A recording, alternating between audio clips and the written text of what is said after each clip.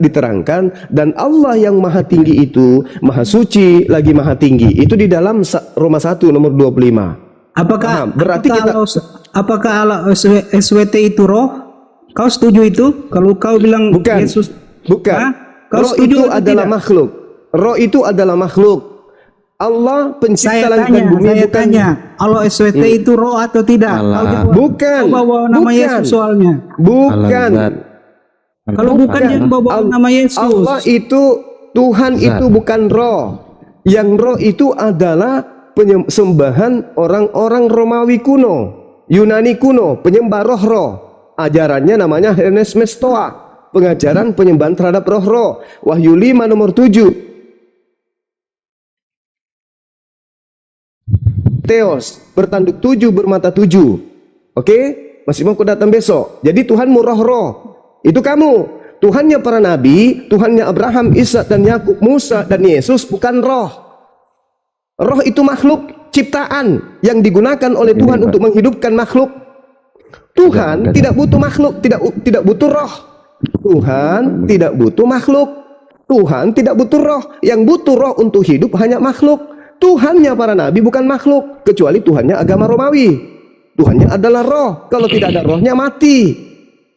Roma 14 nomor 9. Tuhanmu yang butuh roh itu mati jadi mayat. Lalu ditiupkan roh kepadanya, bangkit lagi. Itu Tuhanmu. Dengarin. Tuhan kami, Tuhan para nabi, baik dari keturunan Bani Ismail ataupun Bani Ishak, tidak ada yang pernah menyembah roh. Karena penyembah roh-roh itu hanya ajaran paganisme yang dianut oleh Mesir kuno, Romawi kuno, Yunani kuno, yang diteruskan ajarannya oleh Kristen hari ini. Paham sampai di situ? Oke, saya kembali kepada Allah yang Anda pertanyakan. Oke ya, dengarkan baik-baik. Allah Subhanahu wa Ta'ala itu ada, tetapi Dia tidak serupa dengan makhluk. Ketika sesuatu yang ada tapi tidak serupa dengan makhluk ini mau digambarkan, dia tidak bisa digambarkan. Kenapa? Tidak ada penggambaran yang sesuai dengan dirinya. Karena manusia tidak bisa menggambarkan. Layaknya meja tidak bisa menggambarkan yang membuatnya. Begitulah manusia. Diterangkan di dalam Al-Quran, laisa kamitslihi syai'. Tidak ada yang serupa dengan Allah. Begitu juga dalam kitabnya orang Yahudi. Yeremia 10 nomor 6, tidak ada yang serupa dengan Allah, dengan Elohim. Bagaimana mungkin kemudian Anda bertanya, bagaimana kemudian wajah Allah, bagaimana wujud Tuhanmu? Tidak ada yang pernah melihat wujud Tuhan. Keluaran 33 mengatakan seperti itu. Tidak ada manusia yang bisa melihat Tuhan. Bagaimana mungkin sesuatu yang tidak bisa dilihat ini, yang tidak pernah dilihat ini, tidak pernah kemudian didengar ini, mau digambarkan? Sedangkan kalau Kristen ditanya, bagaimana wujud Tuhanmu? No, lihat di dinding tuh. Tangannya ke kiri, tangannya ke kanan, kakinya terjulur ke bawah. Tuh, itu Tuhanmu. Berbeda dengan Tuhannya kami, Bani Israel dan Bani Ismail. Tuhannya tidak bisa diserupakan dengan makhluk. Itu ya. Udah sadar di situ. Oke. Bang Oke. Man, tunggu man. Info dulu man. Kejap ya. Dia mau nanya kali. Allahnya Kristen itu roh dan firman. Kalau Allahnya Islam itu ada roh, itu bukan roh, dia Allahnya itu adalah zat. Yang itu yang saya tahu. Iya, zat itu apa? Zat itu apa? Kalau kita belajar sains dulu itu zat itu ya zat ya macam zat air, zat apa. Oke. Baik. Itulah. Sekarang saya tanya samamu. Tuhannya siapa yang ada pada dirinya zat air? Tuhanku atau Tuhanmu? Jawab. Cuma kau belum jawab. Kau menyembah yang tidak ketahui. Kau sudah jawab dia pertanyaan saya. Popo diam dulu, Enggak, soalnya dia belum jawab. Kau menyembah yang tidak kau ketahui. Jawab dulu. Saya lagi menjawab pertanyaan teman kita yang satu. Sabar, Popo, santai aja. Tenang lu, tenang. Waktu saya masih ada. Mute-nya mainin lah, host. Udah di mute. Saudara Awan, siapa Aman? Anda mengatakan Tuhan saya zat. Pada saat kita belajar IPA ada zat padat, zat cair. Saya tanya sama Anda, Tuhan Anda apakah pada dirinya ada zat cair? Ini baru zat cair loh, ya. Saya belum zat gas, karena pasti dia kentut. Nah, saya tanya dulu, Tuhan Anda ini apakah ada pada dirinya zat air? Allah kan tidak bisa disamakan dengan jangan kau bawa Tuhan. Coba Itu jawab tidak dulu bisa pertanyaan. disamakan, tidak bisa. Allah itu tidak ada yang saling Apakah pada tergantinya. diri Yesus itu ada zat air? Tapi itu bukan bermaksud Itu Allah Tuhan kami. Loh kok ikut-ikutan? Semua Tuhan kami. Yang kau menyembah. saya tanya. Bagus, mampus. Innalillahi wa inna ilaihi rajiun. Itu Tuhan kami yang laisa kamislihi, yang tidak dijelaskan. Sekarang Tuhan saudaraku ini, Yesus, apakah pada diri Yesus ada zat air? Saya belum tanya Satgas, karena dia pasti kentut, karena dia makan ikan goreng. Ayo jawab. ada. Oke, ada. Ada. Berarti Tuhanmu bukan hanya roh. Tuhanmu juga adalah zat gas, zat padat, zat cair. Selesai kita di situ ya? Kan itu Ya? itu Oke, kan udah tidak- selesai ya. Kan Allah itu sekarang tidak saya masuk ke zat. Sekarang saya bahas zat. Begini bang. Kan Allah itu tidak boleh diserupakan Ya, dengan silakan. ciptaan. Kan zat-zat itu kan ciptaan. Allah itu tidak ada Ya, itu sebanding Tuhan kami, dengannya. itu Tuhan kami, oke. Iya. Oke tuh, itu Tuhan kami. Oke. Iya. Oke ya. Oke. Tadi kita sudah menjelaskan dan Anda sudah mengetahui Tuhan Anda adalah zat. Nah sekarang apa itu zat di dalam perspektif Al-Quran dalam bahasa Arab? Zat itu bahasa Arab, artinya ada, hakikat. Itu yang dimaksud, keadaan yang sebenarnya. Zatullah artinya hakikat Allah. Jadi DZAT itu bahasa Arab yang kemudian dizadur ke dalam bahasa Indonesia. Kalau zat dalam bahasa Indonesia itu adalah materi, seperti Yesus itu materi. Kalau zat dalam bahasa Arab itu adalah hakikat. Jadi ketika berbicara hakikat Allah, itu maksudnya apa? Berbicara mengenai pribadi Allah, eksistensi Allah. Itu bukan zat dalam perspektif zat padat, zat cair. Kalau zat padat, zat cair itu materi. Siapa Tuhannya yang materi? Kristen. Kalau kami bukan materi. Itu Tuhan kami. Jadi zat yang bahasa Arab dengan zat yang bahasa Indonesia jangan disamakan. Beda ya? Nah, Oke, beda. Jadi kita salahkan penterjemahnya saja ya. Ya. Bukan. Tidak ada di Islam itu ada terjemahan Al-Quran menuliskan kata zat. Tunjukkan ke saya kalau ada. Yang ada Memang zat tiada, Allah memang itu. tiada. Itu di terjemahan Kristen, di terjemahan lama Allah itu disebut zat. Nah, kalau bisa mau ditunjukkan, kita tunjukkan, tapi nggak usah. Tapi kalau mau ditunjukkan terjemahan. Kalau di gitu. Kristen itu yang pada mulanya itu saja, yaitu 3 itu saja. Firman, roh itu. Pada mulanya firman dan roh. Airnya gimana air? Air gimana? Tiada. Lah ada bang. Roh melayang-layang di atas permukaan air. Air juga ada di situ. Bukan Allah itu air.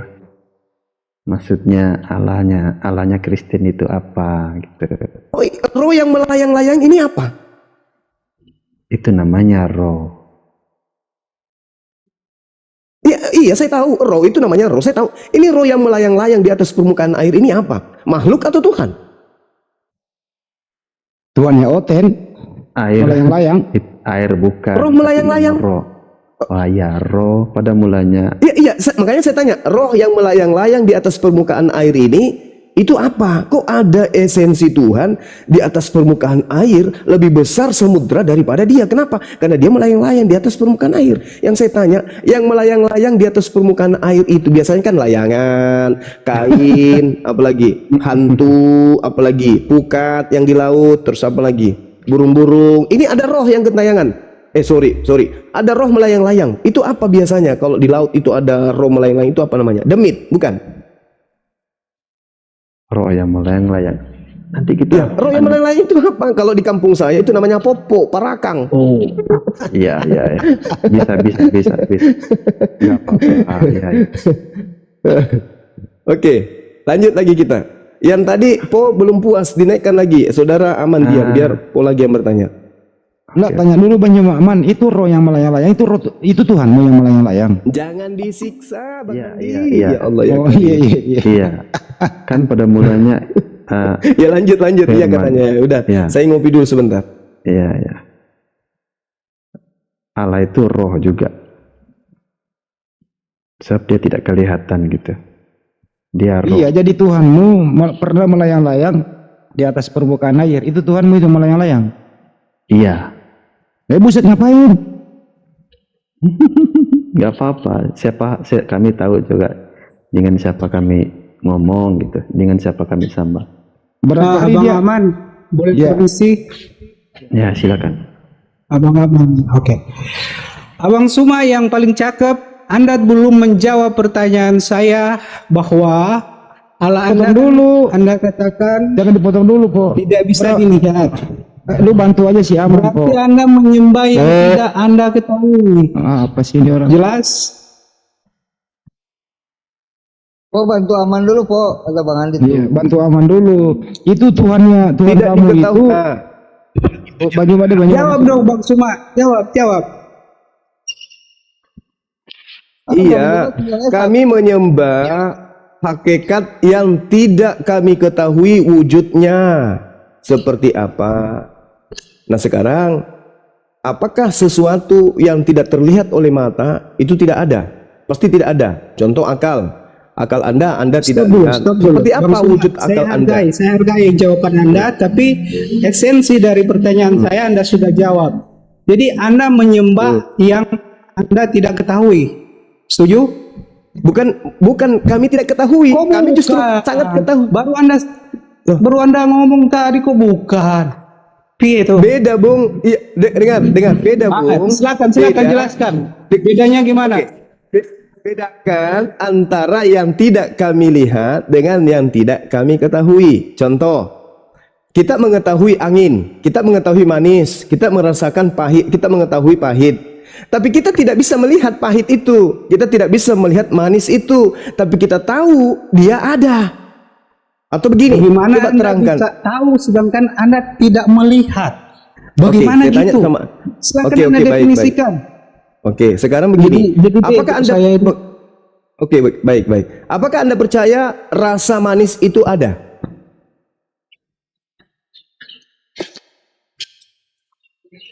Bagaimana? Meong, meong.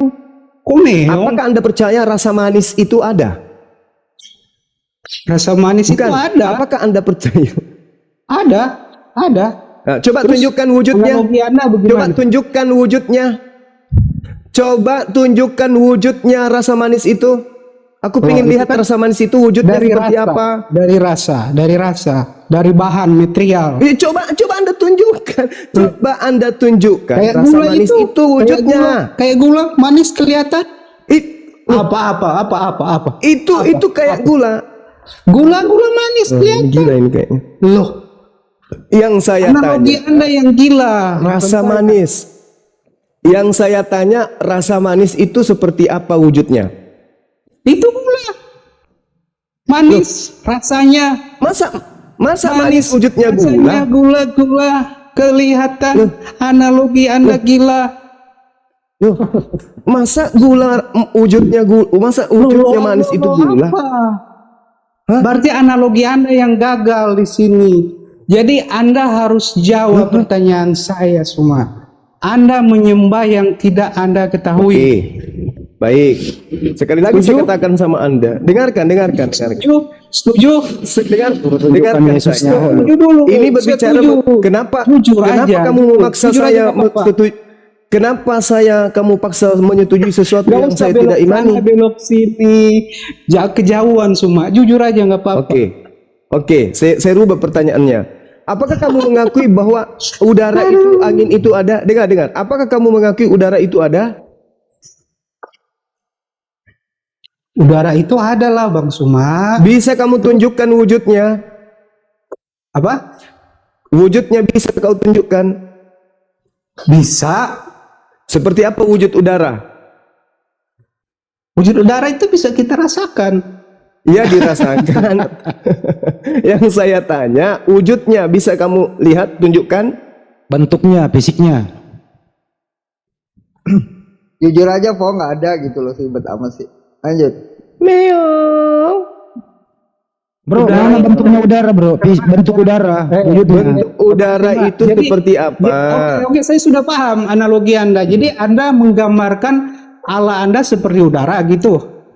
Saya akan bantah kalau Anda jujur dulu. Saya tanya dulu, saya tanya dulu. Anda saya tanya jujur dulu. Jadi Anda dengar. menggambarkan Anda mengatakan, Saya akan bantah itu.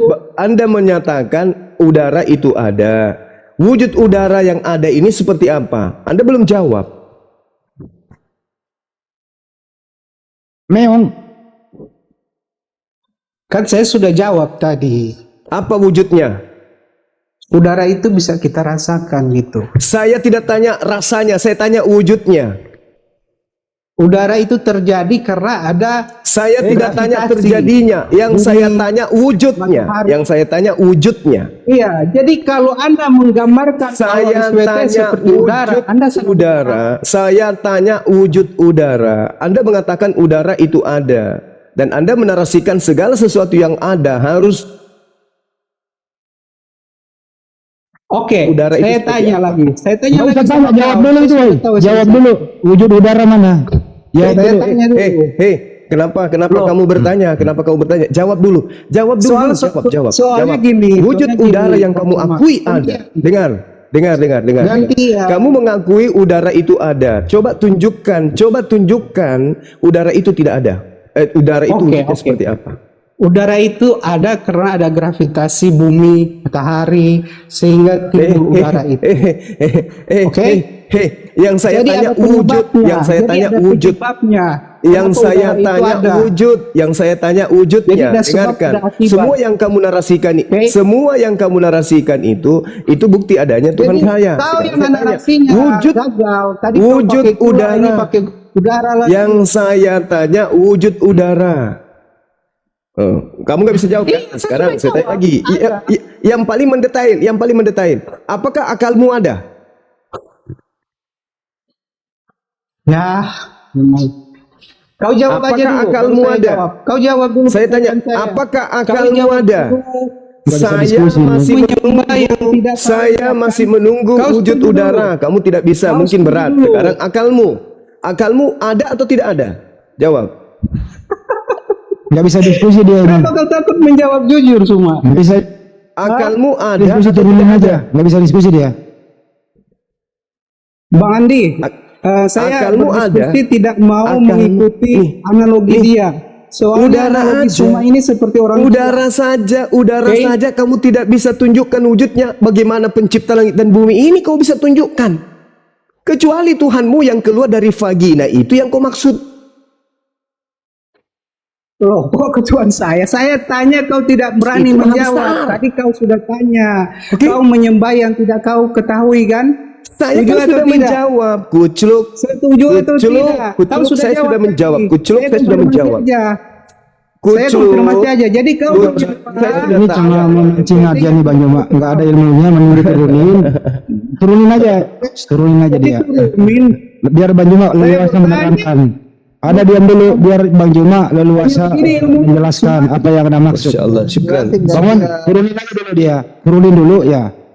Silakan Bang Joma Oke. diterangkan. Kalau Allah Subhanahu wa taala itu ada tapi kenapa tidak punya bentuk fisik itu kan intinya. Dia percaya sesuatu kalau ada bentuk Iya. fisik. Silakan Bang Joma diterangkan dulu. Yang lain diam. Baik. Jadi Allah Subhanahu wa taala itu maha suci. Dia tidak serupa dengan makhluk. Karena Allah Subhanahu wa taala itu tidak serupa dengan makhluk, maka tidak bisa kita gambarkan. Mau bagaimana kita menggambarkan Allah itu sementara dia tidak serupa dengan makhluk? Yang kita gambarkan itu adalah makhluk, yang bisa digambarkan itu adalah makhluk. Yang digambarkan oleh akal kita itu adalah makhluk. Pasti itu. Nah, sekarang pencipta langit dan bumi itu bukan makhluk. Lalu bagaimana bisa digambarkan? Itu logikanya. Kalau kita melihat bahwasanya, oh tidak, Tuhan itu ada. Memang, Tuhan itu memang ada. Kalau Tuhan itu tidak ada, maka alam semesta ini tidak ada. Bukti adanya Tuhan, adanya alam semesta. Meskipun kita tidak mampu melihatnya, tapi alam semesta ini ada. Meskipun penciptanya tidak bisa kita lihat. Contoh, udara. Apakah kita bisa melihat udara? Tidak bisa. Tapi kita mengimani udara itu ada. Iya, karena kita merasakan. Bukan fisik. Ada lagi nih. Ada lagi nih. Nah, sekarang kalau kita berbicara mengenai sesuatu yang ada harus kita lihat oleh mata, sekarang ada enggak yang bisa melihat? Bentar Bang Ricardo, bentar. Sabar Bang, sabar. Ini kebanyakan makan gugup, makanya menggonggong terus orang-orang ini. Santai. Sabar. Saya lagi sesi menjelaskan, ya. Jadi ya bagusnya Jung, kalau usah dinaikkan dulu kalau kita lagi sesi ini. Oke. Kita kayak guguk mau diadu di sini. Kita lagi menjelaskan, usah dinaikkan lagi. Nah, gini, jadi kalau orang itu ingin mencari sesuatu yang ada harus nampak terlihat oleh mata, boleh tidak manusia menunjukkan akalnya? Seperti apa wujud akal itu? Tidak ada manusia yang mampu menunjukkan akal. Tapi apakah kita ingin memungkiri akal itu? Tidak ada. Tidak mungkin. Akal itu ada, apa buktinya? Kita bisa berkarya. Nah sekarang alam semesta ini karyanya siapa? Karyanya Jokowi? Prabowo? Atau siapa karyanya? Matahari ini, bulan, semua alam semesta ini karyanya siapa? Karyanya Tuhan, pencipta langit dan bumi. Jadi meskipun pencipta langit dan bumi itu kita tidak lihat, tetap saja dia ada. Kenapa? Karena karyanya ada. Meskipun akal itu tidak bisa kita lihat, akal itu tetap ada. Kenapa? Karena kita berkarya. Itulah Tuhan. Yang Anda maksud Tuhan itu yang lahir dari rahim manusia itu bukan Tuhan. Itu ciptaan. Itu dimensi makhluk.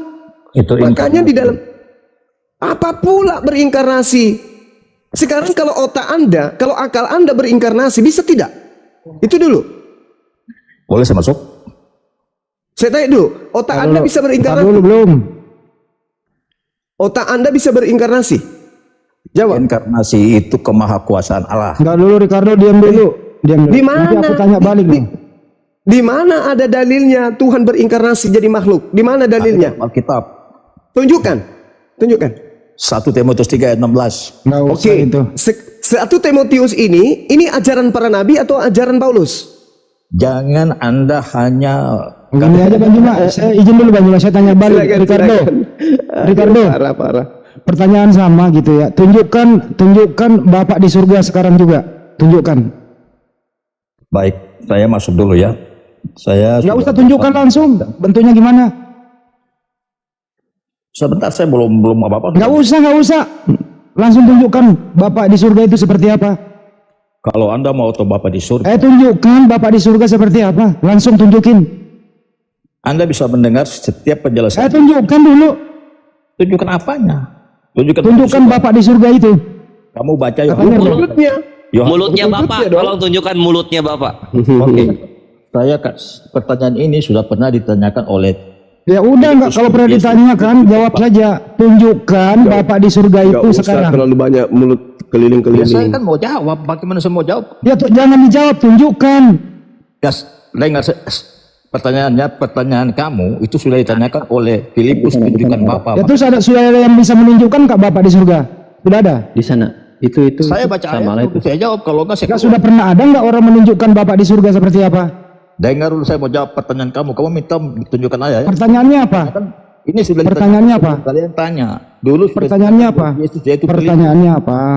Ya, dengar pertanyaan kamu. Itu 2000 tahun sudah ditanyakan oleh murid Yesus yang bernama Filipus.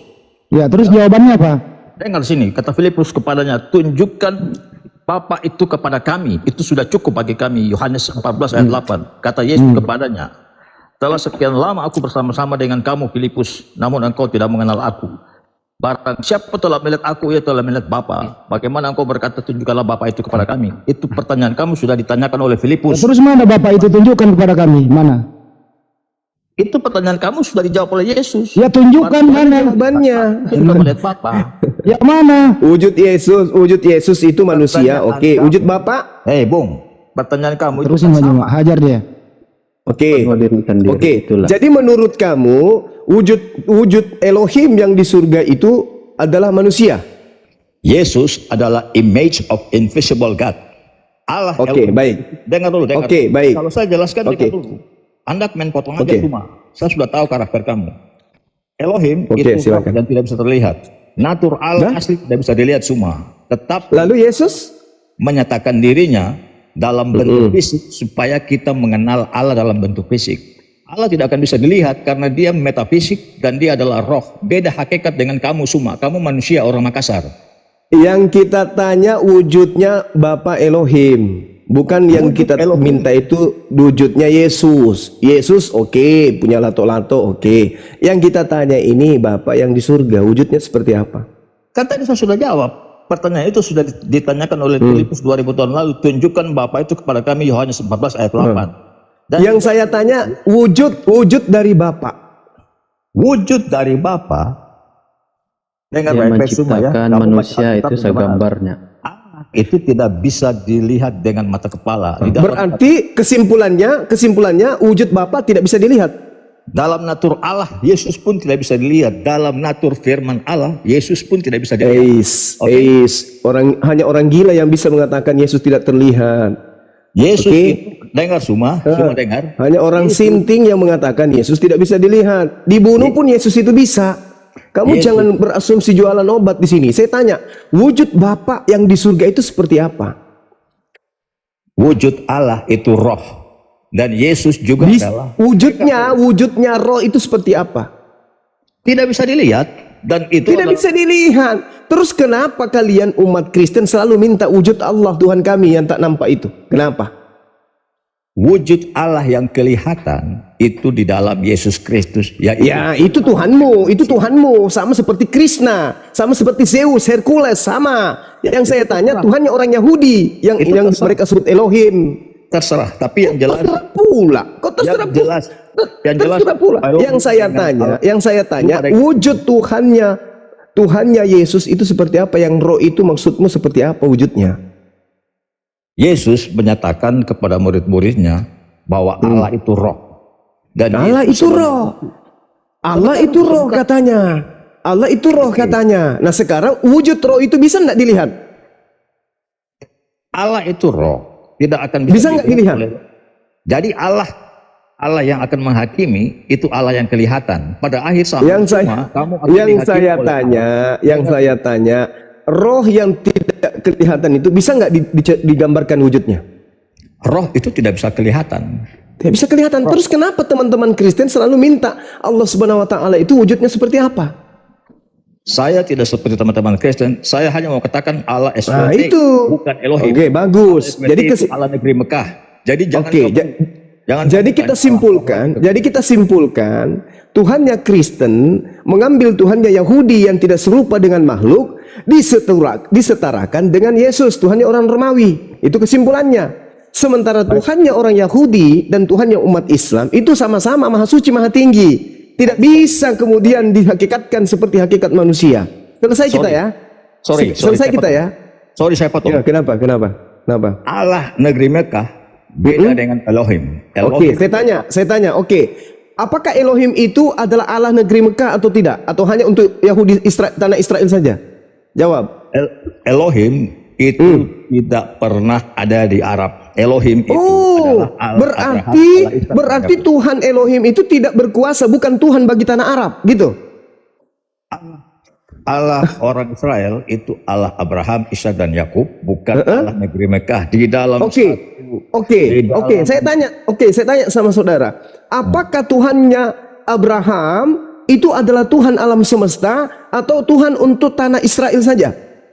Bangsa Israel sudah dikatakan sejak Musa dan zaman Nabi. Kamu ngomong apa? Lidahmu kaku. Lidahmu keluh. Saya tanya, Tuhan Elohim, Tuhannya Israel, apakah Tuhan hanya bagi tanah Israel dari Mesir sampai ke tanah Kanaan, tapi di luar daripada tanah Kanaan dia bukan Tuhannya? Misalnya bukan Tuhannya Mekah, bukan Tuhannya Madinah, bukan Tuhannya Indonesia. Jawab. Allah Elohim adalah Allah untuk seluruh bangsa, tetapi Allah berarti Tuhan negeri Mekah itu adalah Tuhannya Israel. Bukan mengenal SWT. Beda apa? Kamu sudah mengatakan Tuhannya Abraham itu adalah Tuhan seluruh bangsa. Berarti Tuhannya negeri Mekah itu siapa? Beda. Oh beda. Berarti Tuhannya Israel ada wilayah di bumi ini yang bukan dia punya. Dia bukan Tuhan di situ, begitu? Allah yang kita sembah adalah Elohim. Iya, kamu nggak usah muter-muter. Itu juga kau pinjam dari Tuhannya Yahudi, Bung. Yang saya tanya, Tuhan yang kau pinjam dari Yahudi itu, apakah dia bukan Tuhan bagi negeri Mekah? Jawab. Saya jawab kamu ya. Kekristenan itu berasal dari Yahudi. Tanpa Siapa Yahudi bilang? tidak ada. Siapa bilang? Siapa dari Yahudi yang mengajarkan Kristen? Siapa? Jangan ngomong, saya nggak jawab. Siapa yang mengajarkan Kristen dari Yahudi? Siapa? Kalau saya ada ngomong, kamu jangan potong semua kebiasaan buruk kamu. Bung, orang yang otaknya encer itu tidak perlu mendengarkan narasi sampai terakhir poinnya udah dapat. Saya tanya samamu, siapa orang Yahudi yang mengajarkan menyembah manusia? Siapa? Orang Yahudinya siapa namanya? Kamu tanya Kristen mencaplok. Jelas dong, jelas. Mau saya ajarin? Mau saya ajarin? Sekarang saya tanya samamu, siapa? Dengarkan pertanyaan saya ini. Dengarkan, kita pindah tema. Dengarkan. Siapa yang memberikan legitimasi kitab tauhidnya orang Yahudi, yaitu perjanjian yang datang kepada Yahudi, itu satu buku menjadi kitab di agama Katolik, Kristen mula-mula. Siapa? Nah, ini kamu melebar lagi. Kita dari membahas. Bukan melebar. Saya kan tadi mengatakan kamu minjam Tuhannya Yahudi. Kamu keberatan saya katakan kau minjam Tuhannya Yahudi. Mari kita buktikan siapa yang memberikan legitimasi. Siapa yang memberikan legitimasi kitabnya orang Yahudi yang adalah kitab tauhid itu menempel di kitab agama Romawi. Siapa? Agama Romawi tidak ada hubungan dengan bait Allah. Tidak pernah orang Romawi diizinkan beribadah di dalam sinagog. Nah, itu pintar. Terus kenapa ada kitabnya orang Yahudi nempel di kitabnya orang Romawi? Kitab Romawi yang mana? Coba kamu tunjukkan kitab Romawi yang mana? Perjanjian yang mereka katakan perjanjian lama, yang kitabnya Yahudi itu kenapa nempel di kitabnya orang Romawi? Kitab orang Romawi. Jawab saya. Coba kamu kasih. Yang kamu pegang yang dibawa oleh penjajah Belanda ke Indonesia yang diterjemahkan dalam bahasa Indonesia itu adalah kitabnya orang Romawi. Sekarang saya tanya, kenapa ada kitabnya Yahudi nempel di situ? Sebentar, kamu dapat sejarah dari mana ada kitab orang Romawi? Perjanjian baru satu. Dengarkan. Tidak ada satupun. Dengar. Pasang mulutmu kalau telingamu tidak sanggup. Dengar. Kamu yang tidak tahu apa-apa, lo cuma paspun kau. Dengar. Tidak ada satupun surat-surat kanonik dan juga surat-surat Paulus dituliskan untuk orang Yahudi. Tidak ada satupun. Tunjukkan kalau ada. Semua surat perjanjian. Dengar. Tutup kuping, buka mulut supaya kalau telingamu sudah tidak bisa dengar. Dengar. Tidak ada satupun pengarang kitabmu yang perjanjian baru itu yang menulis kitab ditujukan kepada orang Yahudi. Tidak ada. Semua tulisan Paulus in the gang dituliskan untuk orang Roma dan Yunani. Sekarang pertanyaan saya, kau tanya saya, siapa yang mengatakan mana kitabnya orang Roma? Kitabnya orang Roma itulah surat Paulus. Lukas, Markus, Matius, Yohanes itu suratnya orang Roma itu kitabnya orang Roma. Sekarang pertanyaan saya, dari mana dasarnya kitab tauhid milik orang Yahudi kok bisa nempel di kitabnya orang Yahudi, orang Roma?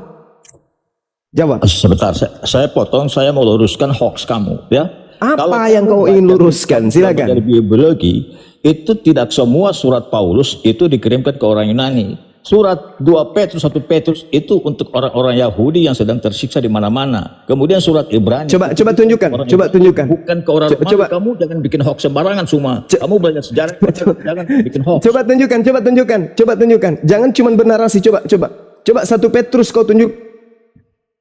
Dari Petrus, Rasul Yesus Kristus kepada orang-orang pendatang yang tersebar di Pontius, Galatia.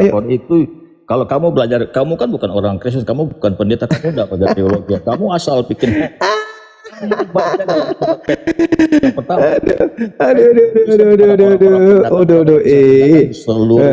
Di seluruh daerah yang dia tuliskan karena mereka sudah menjadi Kristen.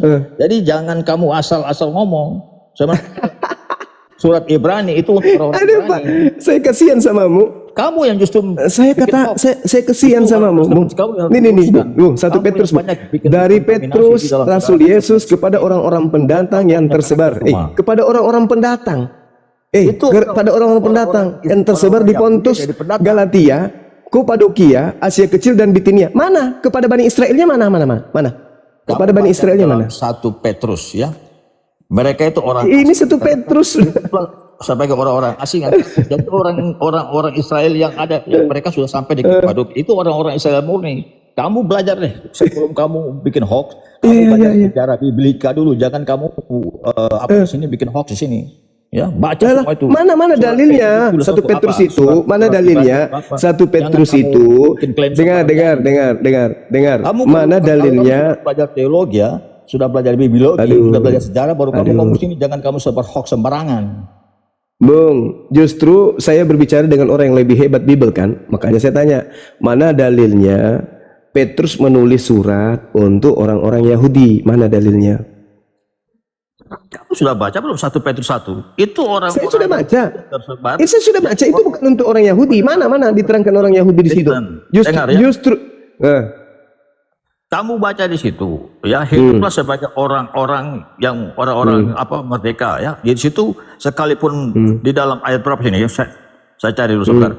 Jadi itu karena orang-orang Kristen mula-mula orang Yahudi sudah jadi Kristen. Petrus mana ada orang Yahudi jadi Kristen?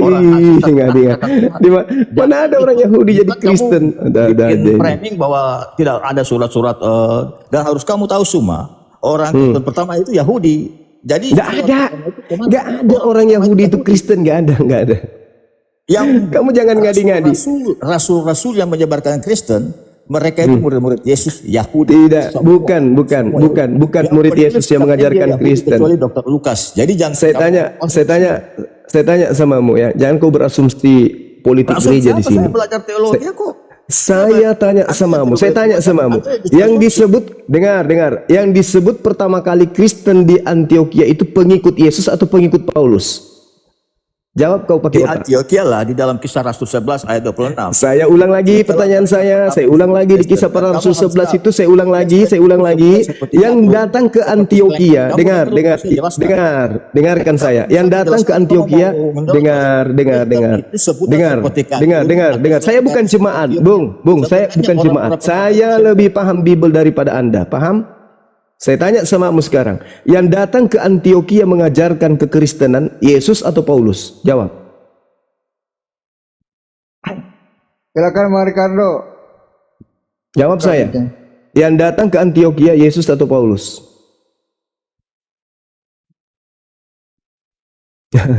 Mulai nangis. Burung-burung.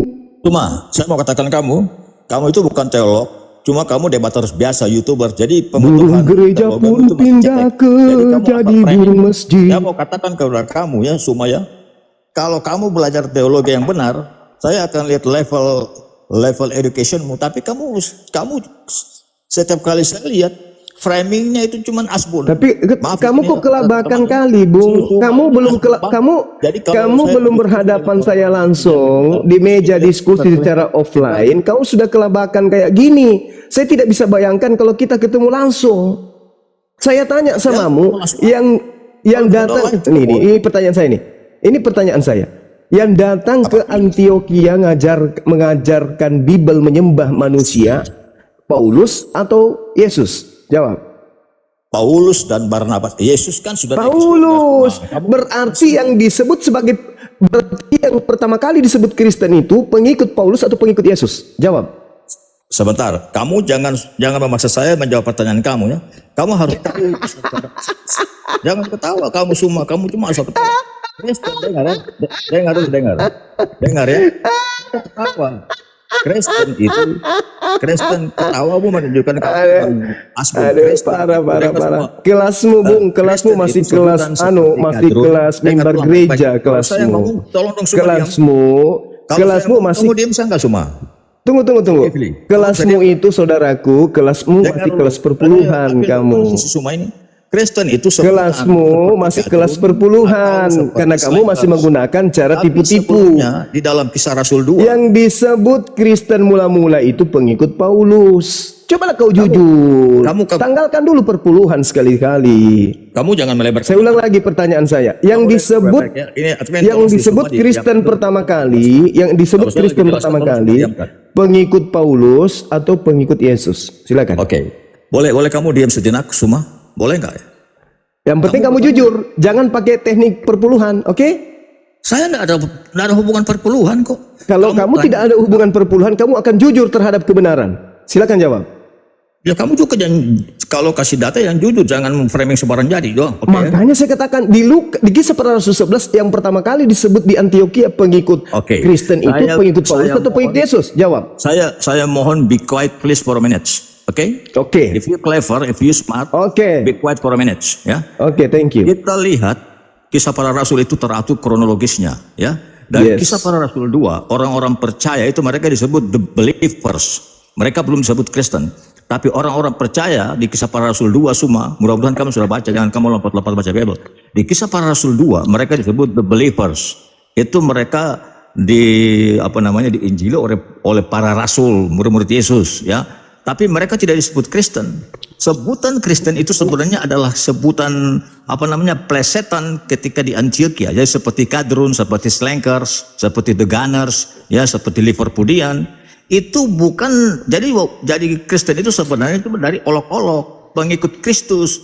Jadi Barnabas dengan Saulus di sana itu sudah ada orang-orang Kristen yang di Antioquia. Makanya kalau kamu nonton filmnya atau baca kisah benar-benar, itu Paulus dan Barnabas juga kaget karena di sana sudah ada orang-orang Kristen. Kenapa sudah ada orang Kristen di Antioquia? Karena di Kisah Para Rasul 2 ketika Holy Spirit pouring, ketika pencurahan Roh Kudus itu waktu hari Pentakosta sudah banyak bangsa-bangsa Yahudi dari seluruh dunia datang. Jadi ketika Paulus dan Barnabas sampai, mereka juga kaget. Ternyata sudah ada orang-orang percaya di sana. Dan orang-orang Antioquia, kalau kamu baca sejarah benar-benar, kamu teliti secara, orang-orang Antioquia itu suka memberikan plesetan. Makanya mereka disebut Kristen. Kalau tidak ada orang Antioquia, mungkin sebutan kami juga ada. Kami juga. Kenapa dipakai namanya? Untung nggak di Indonesia loh.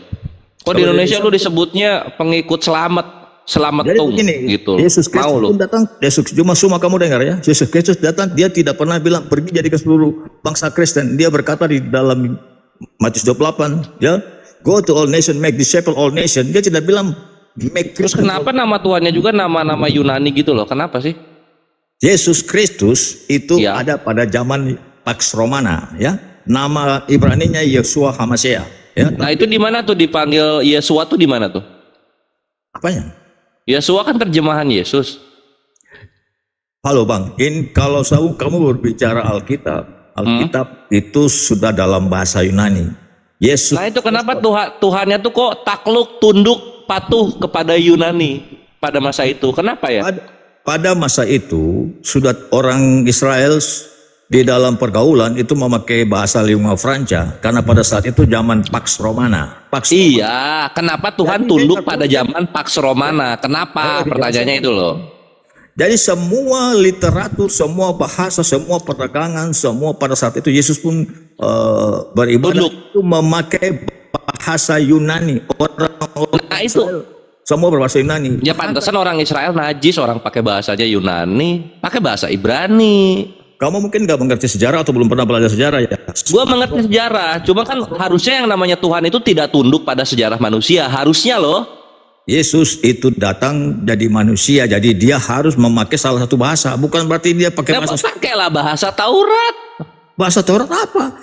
Ibrani. Supaya kamu tahu sejak kembali dari Babel, makanya belajar teologi yang benar, jangan cuma dengan sementara. Lah itu perjanjian lama bisa Ibrani, padahal Maleaki udah pulang dari Babel. Pada waktu balik dari Babel itu mereka sudah lagi tidak berbicara bahasa Ibrani. Lah itu kenapa Maleaki pakai Ibrani? Maleaki pun sudah ditranslate dalam Septuaginta. Jadi ketika terus kenapa yang Ibraninya masih ada, yang perjanjian baru Ibraninya udah nggak ada? Kamu harus tahu. Coba kasih tahu kenapa Tuhannya orang Kristen tunduk dan patuh kepada Pax Romana. Kenapa? Tuhan itu sudah masuk dalam rencana Tuhan yang ajaib. Di dalam Galatia 4 ayat 4. Ini bukan ajaib, ini namanya kalah 1-0 namanya. 1-0 mana? Kamu menanya? Sama Roma. Romawi itu pada saat itu menguasai dunia, bro. Dengar baik-baik. Lah kenapa Tuhan tidak bisa menggulingkan Romawi sebagaimana menggulingkan Amalek gitu? Yesus datang bukan untuk menggulingkan kerajaan di dunia. Kerajaan Yesus. Jangan Yesusnya, bapaknya Yesus yang gua minta pertanggungjawabannya. Yesus kan anaknya nggak bisa apa-apa. Dengan Roma. Makanya saya langsung menginjil di sini. Kedatangan Yesus ke dunia bukan untuk menang kalah, bro. Dia datang sebagai juru selamat. Dengar dulu kalau pertanyaan. Lah ya, juru selamat apa? Juru selamat apa? Langsung aja kita TikTok. Yesus datang untuk menebus dosa. Kalau Menebus tidak dosa. Dosa apa Yahudi abad pertama itu? Menyembah berhala mereka. Apa? Atau berzina dengan orang tuanya? Atau apa dosanya gitu? Sampai nggak nyambung Yesus turun menebus dosa. Oke, bro, dengar ya.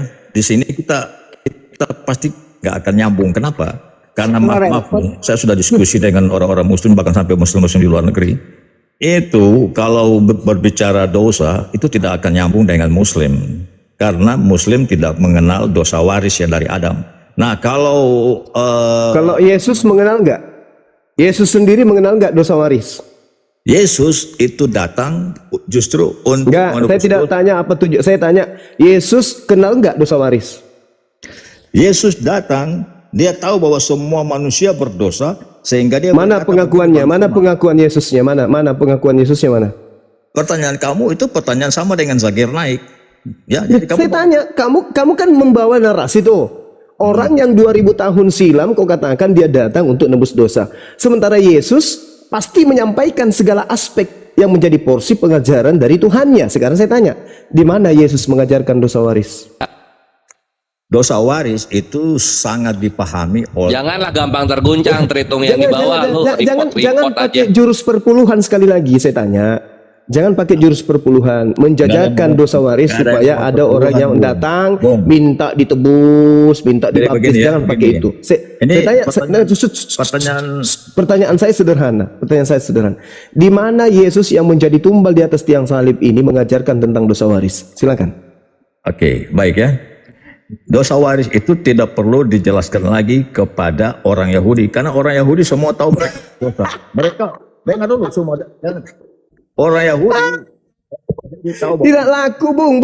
Jurus perpuluhanmu nggak laku di sini. Di gereja, yes, saya jempol kalau kau di gereja. Orang akan manggut-manggut mencium lututmu. Di gereja, kalau di sini kagak akan bisa kamu tipu dengan cara-cara seperti itu. Yang saya minta, Yesus datang mengajarkan tentang dosa waris itu kapan dan di mana tertulis. Oke. Aku datang untuk menebus dosa waris. Itu di mana Oke. tertulis? Yesus berkata begini ya. Ini langsung saya Injil ini ya. Ya. Yesus kalau misalnya tidak ada masalah dosa di dunia, bro. Saya tanya kamu, bro. Kira-kira kamu berdosa nggak? Saya sebelum lahir nggak ada dosa karena saya belum melakukan tindakan apapun. Oke. Setelah kamu mulai dewasa, kamu dosa kan? Dosa selayaknya orang-orang Kristen juga hari ini masih melakukan dosa. Ya, sama. Kenapa emang? Saya juga berdosa. Nah, Oke. terus Yesus menghapus dosa apa? Sebentar, Bang Suma. Mana dosa waris yang Yesus hapuskan katanya? Sebentar. Mana pengajar? Sebentar. Yang saya minta, dengar. Ini saya ajarin. Saya penginjilan di sini. Saya menginjilin kamu. Dengarkan. Yohanes 12 nomor 4. Yohanes 12 nomor 48. Yesus mengatakan, barang siapa yang menolak aku, dia sudah ada hakimnya, yaitu firman yang telah aku katakan kepada mereka. Firman itulah yang akan menjadi hakimnya kelak di akhir zaman. Saya minta firman yang menceritakan tentang dosa waris dari mulut Yesus itu mana? Silakan. Oke, ya. Bung Suma, pertanyaanmu sebenarnya itu masih dalam level yang sangat rendah. Orang Yahudi. Ini bahasa, ini cara kamu, ini cara pendeta yang ingin nipu jemaat. Saya baru Iya, Bung, kamu lagi berhadapan dengan Suma, bukan berhadapan dengan jemaat. Suma di mata Kamu pasti udah kenal saya, kamu pasti udah kenal saya. Kamu terlalu Dengar, Ini saya moderatorin, Bang Rikard, langsung dijawab saja pertanyaan itu.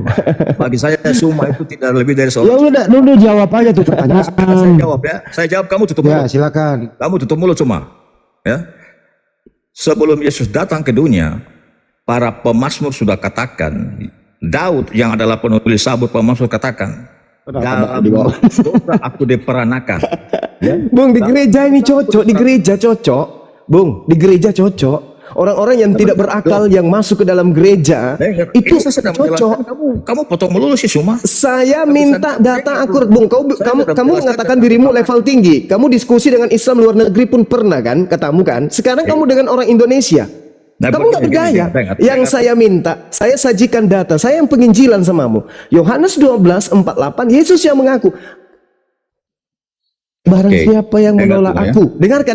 Barang siapa yang menolak aku, dia sudah ada hakimnya, yaitu firman. Dengarkan, yang menjadi hakim adalah firman yang Yesus pernah katakan. Sekarang mana firman yang Yesus katakan terkait dengan dosa waris? Silakan. Sebenarnya kalau kamu kasih ayat tadi, kamu yang harus gemetar. Karena kalian karena Ini kamu bisa jawab gak sih? Kamu bisa jawab tidak? tapi Kamu bisa jawab tidak? saya mau jawab dosa waris, Anda jangan ganggu dulu. Dengarkan saudaraku Ricardo, dengarkan. Yang saya tanya dosa waris terkait pengakuan Yesus, bukan asumsi gereja demi perpuluhan. Paham? Yesus. Yang saya tanya dosa waris menurut Yesus. Karena yang akan menjadi hakim adalah perkataan-perkataan Yesus. Yang akan melumpuhkan kalian ke neraka, itu adalah perkataan Yesus nanti. Saya tanya sama kamu, Yesus mana begini. perkataan Yesus? Dengar, mana perkataan Yesus yang terkait dengan dosa waris? Silakan. Oke. Saya akan buka logika berpikir kamu jangan berpikir bahwa pertanyaan kamu Pasti gak dijawab. Tidak akan pernah bisa. Saya bukan orang gereja, bukan jemaat perpuluhan saya. Kamu belum tamat baca Bible bahkan. kamu sudah baca Bible berapa Ya kali? udah jawab langsung ah, kelamaan jawab. Oke, Di dengar ya. Indonesia musuh terberatnya adalah saya. Tunggu semua ya. Jawab sekarang, jawab. Penjelasan saya tentang dosa waris itu tidak bisa mengikuti pola kamu. Ya Sampai jawab. makanya dengar dulu. Yesusnya pasti berbicara dosa waris. Dengar, Kalau dosa waris itu bukan buatan gereja begini, untuk begini. perpuluhan. Dengarkan. Kalau dosa waris itu tidak diajarkan oleh Yesus, berarti bukan dosa waris, tapi bohong waris demi perpuluhan. Mana datanya dari Yesus Dengar ya. bahwa dia datang untuk Dengar dosa ya. waris? Silakan. Dengar ya. Dengar ya. Kamu jangan potong dulu ya. Kamu berpatokan dosa waris. Saya kasih kamu logika berpikir. Saya berpatokan Yesus. Hei, Tunggu dulu, saya kalau berpatokan kamu Yesus. begitu, dengar dulu. Yesus itu sang firman yang datang jadi manusia. Kenapa dia harus datang jadi manusia sedangkan dia Allah? Kenapa? Karena Pertanyaannya. Saya tidak tanya itu. Sumpah saya nggak nanya itu. Sumpah saya nggak nanya itu. Saya nggak nanya itu, Bung. Jangan-jangan ini Bang cuma orang ini. Wa matalul ladina kafaru kamatalul ladina yan'iqu bima la yasma'u illa du'a wa nida summum bukmun umyun fahum la yaqilun. kalau kamu mau lihat ya, Yesus itu Ricardo, Nggak ditanya motor itu. taruh di mana? Oh, saya waktu kecil suka bermain bola. Lah kan gak nyambung, Bre, kalau tak jawab kayak gitu. Coba saya tanya Kores yang tidak nyambung ya. Res, saya mau nanya Anda yang tidak nyambung. Res, Yang kamu tidak sudah makan? Kalah, kemarin bukannya udah aku kasih, Bang Andi. Kan bukannya harga cabai mahal.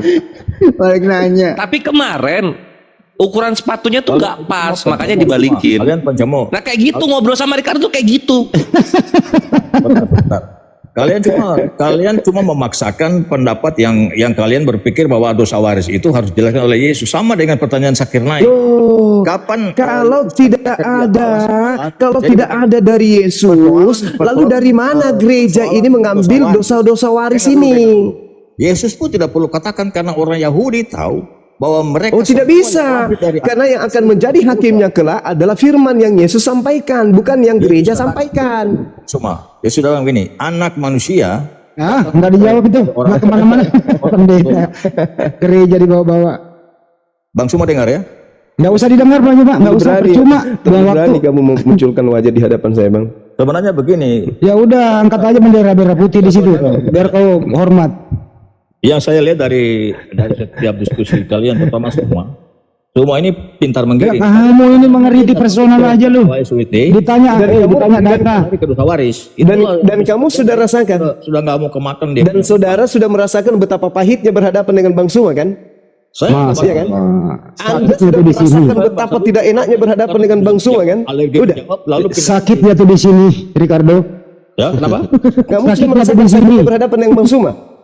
Udah merasakan sakitnya berhadapan dengan Bang Suma, udah. Obrolan saya cuma bisa menilai kamu itu cuma Masih mau kau datang besok. giring orang ke topik. Masih mau datang besok kan diskusinya baik-baik, Bung. Harusnya Anda bangga ada orang yang membantu Anda penginjilan. Sekarang mari kita giring orang Indonesia percaya Yesus. Kalau dosa waris itu betul-betul Yesus ajarkan. Mari sama-sama aku bantu. Penginjilan itu tidak dimengerti. Nah, kemana-mana ditanggapi. Dosa waris. Kalau ada datanya, sekarang saya minta Penginjilan tidak mana tidak pengakuan diakui Yesus. oleh orang Muslim. Mana Saya pengakuan tahu. Yesusnya? Mana Jadi pengakuan kamu Yesusnya tentang dosa waris? Mana? kamu Kalau jangan- tidak Mana ada pengakuan Yesus? Ya. Mana pengakuan Yesus terhadap dosa waris? Penginjilan tidak dilakukan oleh orang Muslim. Apa? Sekarang Lu ngomong Yang di apa? gereja sampai turun-temurun Saya- sampai generasi sekarang. Ayo. saya tidak perlu Yesus jelaskan. Pokoknya nggak bisa pindah topik ya. Saya- Ini dosa Mana? waris atau bohong waris? Dengar. Nggak bisa dengar, nggak bisa didengar. Mana datanya Yesus tentang dosa waris? Semua manusia berdosa. Hei, nggak bisa, jangan didengerin, percuma. Ketika wanita berzina dan Yesus Oh, bersih lagi di bawah-bawah. tidak berdosa melempar. Tahu? Cina, John Cena ada. Yesus tidak Emang enak. secara Emang enak dihajar Bang Juma. Emang enak Ricardo dihajar habis kayak begini. perempuan Apakah Adam dan Hawa diusir dari tempat Jangan Eden pindah karena topik, berzina? jangan pindah topik, jangan pindah topik. Enggak, tadi kan dosa waris, Bang. Adam dan Hawa itu diusir gara-gara berzina. Adam dan Hawa. Pertanyaannya Bang Juma adalah mana datanya dari Yesus tentang dosa waris? Dari Yesus. Itu pertanyaannya. Kalau nggak ada jawabannya, berhenti jadi Kristen deh. Dengar Percuma. baik-baik ya. Dosa waris itu Yesus pun tidak perlu jelaskan karena orang Oh, tidak perlu dijelaskan oleh Yesus Bang Juma. Sakitnya tuh di sini. Nah, itu baru nyambung. Baru nyambung. Parah. Ternyata Yesus nggak mengajarkan itu Bang Udah Juma selesai ya. katanya. Kalau Udah. begitu pertanyaan selanjutnya. ke dunia Kalau bukan Yesus yang mengajarkan dosa waris, siapakah yang mengajarkan dosa waris itu? Silakan. darahku yang Berpuluhan. bagi semua sahabat. Ricardo, diam dulu. Kau udah jawab. Yesus Tidak ada jawaban dari Yesus kan gitu ya. Nah sekarang Kristen ini adanya dosa waris. Siapakah yang mengajarkan Anda tentang dosa waris? Siapa? dosa waris tidak ada istilahnya dalam Alkitab. Dosa waris itu Anda. Anda juga berdosa. Udah. Kalian Tidur. berdosa enggak? Udah. Coba kalian jawab. Udah selesai. Kalian semua di sini berdosa. Kalau saya udah tidur, udah ngaku kok nggak ada. Nah, sekarang sudahlah. Tidak perlu Yesus jelaskan dosa waris. Saya tanya Bang Suma. Udah tidur. Udah nggak ada lagi. Itu tidur apaan? Kamu Udah tidur. tidak perlu Yesus jelaskan. Kau rasakanlah berhadapan dengan Bang Juma. Tidurlah kau. Tidur apa? Ya kau nggak bisa jawab.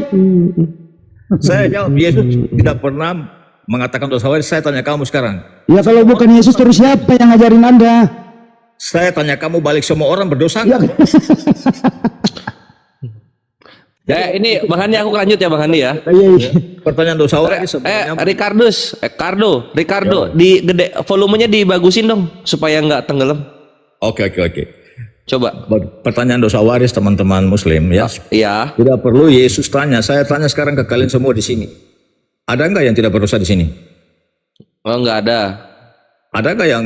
Nah, kalian tahu nggak kenapa kalian berdosa? Karena Adam. Nah, berarti dapat dari siapa? Dari Adam kan?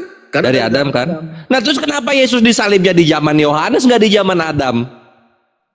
Yesus itu disiapkan Tuhan. Kita baca. Saya kasih ayatnya. Ini saya menginjil kalian sekarang ya. Mari kita lihat ya. Ayo lo, ini. Oke. Nah, apa-apa lah. Kali-kali saya menginjil kalian. Ayo lo. Ya, oke. Kita lihat dulu kenapa sampai begitu lama. Kenapa gitu? Apa Adam masih hidup zaman Yohanes? Lagi dia ngapain tuh nongkrong di Israel Adam? Kalau saya jelaskan panjang ini kali, Bang Suma alergi nanti wah kelamaan ya. Ya itu jangan panjang-panjang makanya. Petrus 1. Waalaikumsalam warahmatullahi wabarakatuh. Akhi Zia. Enggak usah lagi sebut-sebut nama saya. Bagi Iya. saya kamu sudah KO, udah mati, udah Kamu tepat, tahu ya? oke? Oke.